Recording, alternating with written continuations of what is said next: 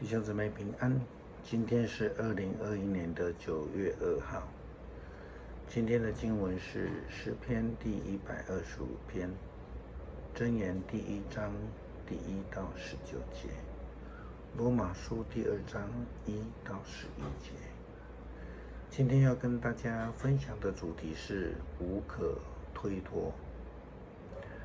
论断人是圣经所不允许的一件事。在今天的经文里面，台语汉字的翻译说，当你论断人的时候，这是不可推脱的。中文现代译本的翻译是说，当你论断人的时候是不可原谅的。我们看英文的翻译，在 NIV 的译本里面，他说 No excuse， 意思就是说没有理由，没有借口，就你完全没有理由可以去论断人啊。台语的翻译其实是比较接近原来的意思啦，就是说不可推脱，你不能找借口的。那在这个时候，我们要来思考什么是论断啊？论断人的意思是什么？然后再来，我们要来思考为什么不能论断啊？首先，当然我们先要去辨别是非。我们知道我们有辨别是非的责任跟能力，可是跟论断有什么差别呢？英文的辨别我们可以用 distinguish， 论断则是 judgment。judgment 有定罪的意思，判决哦。所以基督徒其实我们可以明辨是非，但是不要在人的后面道长论短的给人定罪。保罗给罗马教会书信的里面就提到了，他说：“朋友啊，你评断别人不是你，不管你是谁都不可原谅的。你评断别人，而自己所做的却跟他们一样，那你就是定了自己的罪。”意思就是说，我们说这个你论断人，那人家也用同样的标准论断你。我们不能定人的罪，即使别人有任何的错误。何况很多时候我们看到是很多人在人的背后论断，都是无凭无据的。用现在的语言来说，就是所谓的未审先判，然后通常是误判的哦。那这样的做法，很多时候好像我们觉得说，只是对人家不好而已哈。可是以圣经的标准来说，这不只是对人不好，而且是一个得罪上帝的一件事情。因为上帝并没有给我们这样的审判权呐，基督徒若是论断人，不但是越权，更是自己陷落在自己的罪的当中。这是上帝所不允许的事情。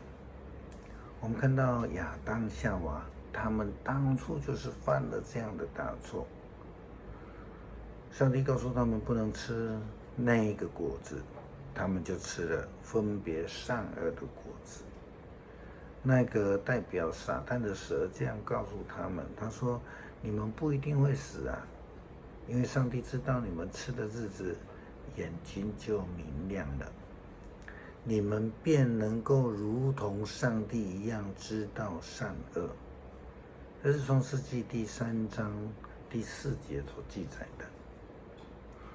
论断别人的人，严格来说，就是想要跟上帝一样，就像那个蛇所说的，甚至呢，想要来代表上帝来审判人。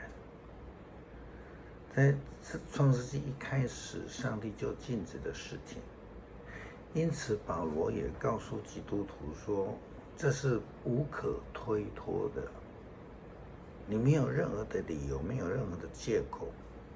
现在中文译本更是这样提到说，不可原谅的事情，如同亚当和夏娃他们犯了罪，就是说去夺取这个审判权之后，他们的下场呢？他们就被逐出了伊甸园，失去了上帝的赐福。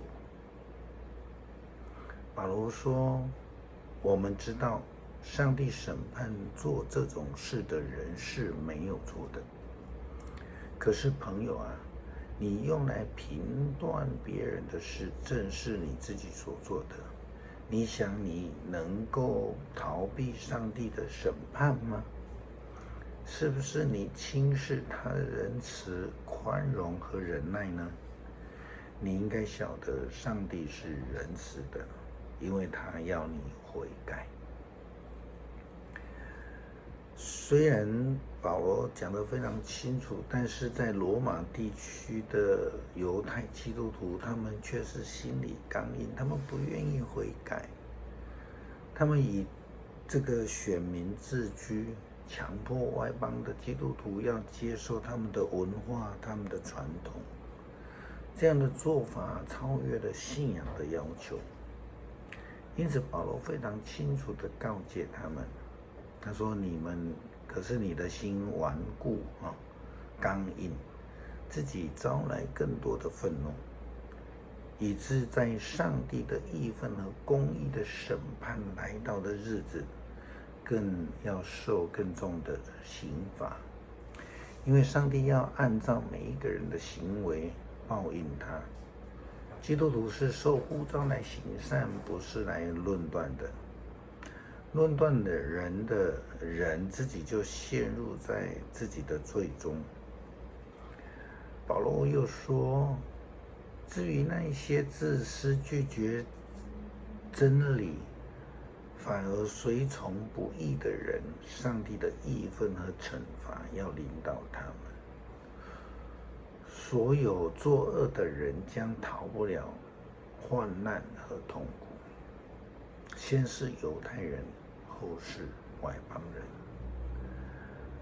这些自私的人，拒绝真理的人，都要受到上帝同样标准的审判。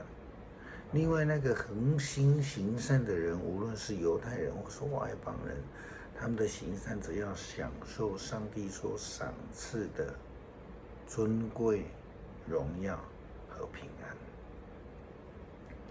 第7节的经文这样说道：“有些人恒心行善，追求从上帝来的尊贵、荣耀和不朽的生命。这样的人，上帝将要以永恒的生命赐给他们。